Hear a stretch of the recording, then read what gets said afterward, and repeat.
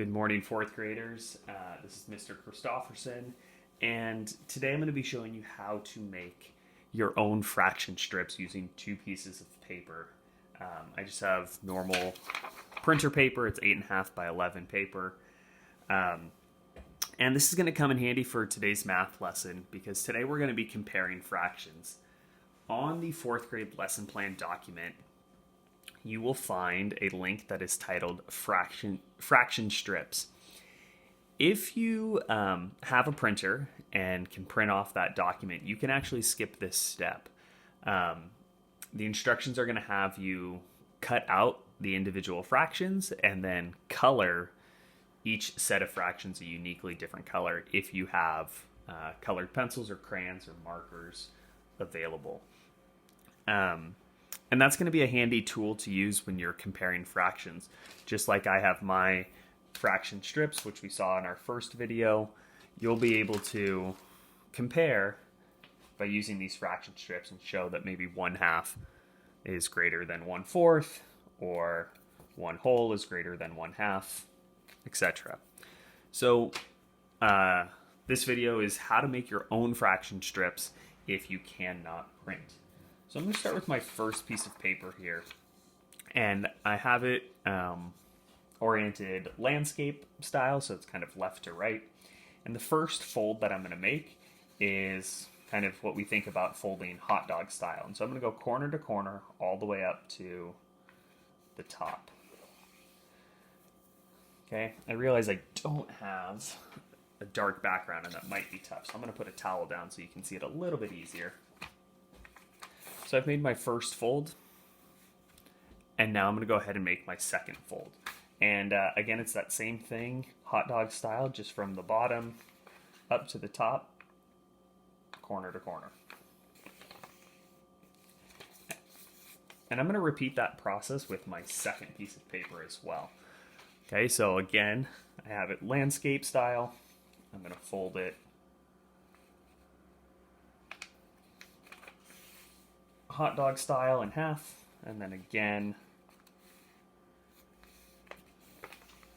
in half. So what I've essentially done is, if I open it up, is I've made 4 sections that are an equal length. And that's an important concept for fractions, is that they are all the same size when we're starting with one whole. Okay, so now using this first piece of paper, I'm going to title this one whole. Okay, I don't need to separate it at all. That one's just done for you. I'm going to use a new color, and the fourth grade team recognizes that your fraction strips might be a little off with this. If you have a ruler available to you, you can do that. I'm just going to eyeball it, and you can ask an adult or maybe a sibling to kind of help you out. But here I'm going to try to section it off. Yeah, mine's maybe a little off. The right side looks a little bit bigger, but it will work for today. Here I have my halves. I'm actually going to skip thirds for just a moment and jump down to fourths. And I'm going to show you my strategy for whenever I have an even number in the denominator. So I need to split this bottom piece into 4 sections. I'm going to start by breaking it in half. And it should be pretty similar to where my halfway or my half line for 1/2 was.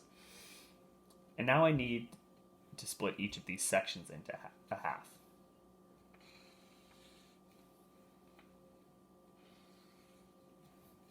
And those are going to be 1/4, 1/4, 1/4, and 1/4. Okay. Now, when you have an odd number in the denominator, it gets a little bit trickier. And again, I recommend using an adult to help you out. You can always use pencil first. That would probably be a smart move, and thinking it's probably right about,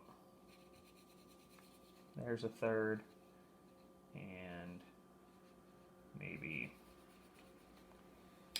there's a third.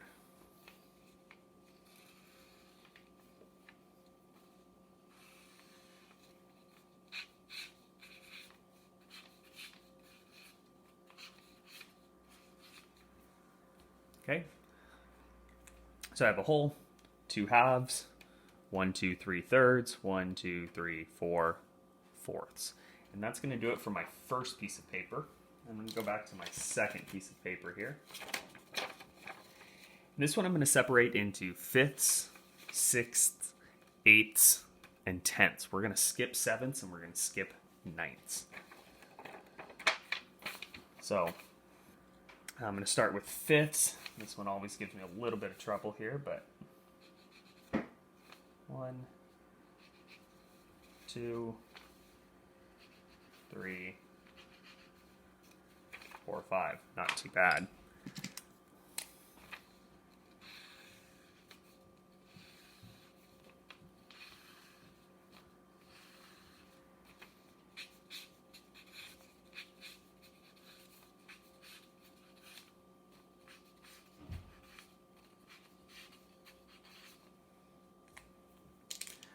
Moving on to sixths.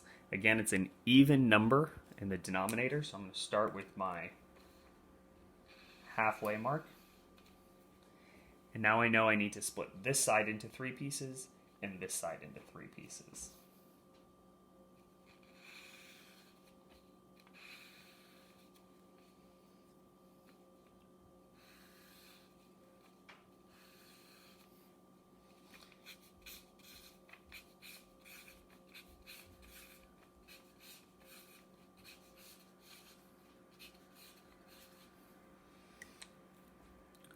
I'm going to jump down and do eighths. Again, it's an even number in the denominator, so I can split it in half. 4 pieces on the left, 4 pieces on the right. I'm going to do that halfway method again. That's about halfway. Cut in half. Cutting in half. So as you can see, this first eighth looks a little bit smaller than the rest. For today's activity, we will be okay. We're doing the best we can during this time. So again, I'm going to split this in half.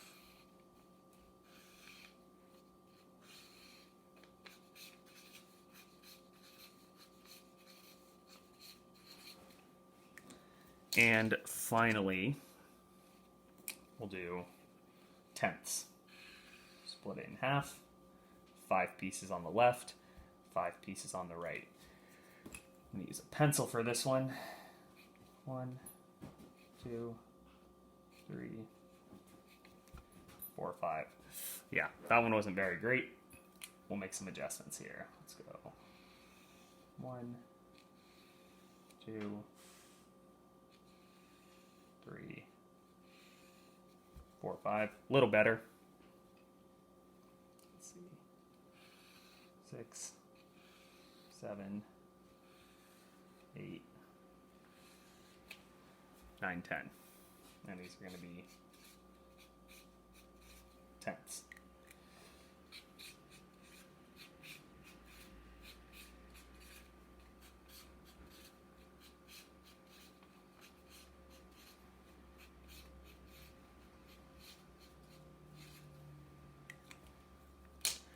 Now, if you have scissors available to you, you can cut these out. If you don't have scissors, one idea would be not to cut the individual fraction strips out, but to cut the section of fourths, the section of thirds, halves, and a whole. And you could do that, when I say cut, by making a really good crease along the line and just carefully ripping.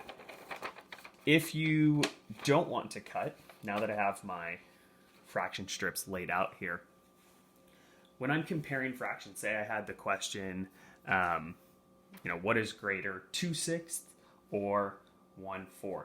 What I like to do is I would go over to the 6 and I would go 1 2/6 and put a marker or some sort of thing that can show where 2/6 is. And then I would put another object at 1/4.